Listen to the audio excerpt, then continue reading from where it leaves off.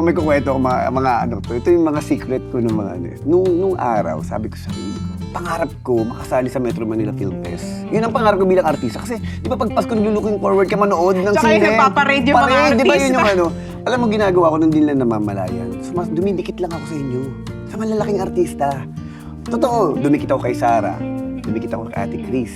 Kay Vice, sa'yo. Di ba nag-ano ka na, Ate Chris? MMF? Oo, kaya. Kasi pag may malaki kang artista kadikit, nagmumukha ka na rin, uy, kumbaga nandun ka na. Hanggang later on, hindi na mamalayan ng mga tao. Lumalaki ka na sa mata nila.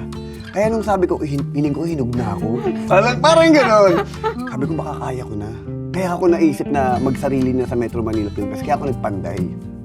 Tapos yun na yun, after Panday, next movie ko, ako pa rin ang producer, ako director, ano naman. Nag-bossing ka rin? Ako, nag-bossing din ako. Yun muna, Jack and Popoy. Ano naman ako doon, co-producer. Ano nangyari sa Coco talaga? Wala na to, hindi ko Hindi. na papahinga sarili to. Actually, Bibigay ko na lahat dito. Alam mo, isa sa mga ano ko. Kasi, lagi ko sinasabi to, naramdaman ko kasi sa part ng buhay ko, yung puro rejection. Kauna-una akong acting experience, una commercial. Minura ako ng director ko. 2 a.m. in the morning, pinapapalitan ako. Kasi nga, hindi ako marunong umarte. Kasi nung una, nagmumotor-motor lang ako, ganyan, okay lang, din lalaro lang. Nung nilagay yung camera sa harapan ko, hindi ko na alam kung saan ako titingin, lente na nakikita ko, tapos nagalit. Siyempre, pahiya ako, 200 kaming talent eh. Ang dami namin. Sabi ko, hindi ko na hayaan mangyari to. Kaya mula nun, sabi ko, every time na may trabaho ko, nakatutok talaga ako nakaganyan. Kasi nga, Naaral mo na. gusto ko matuto eh.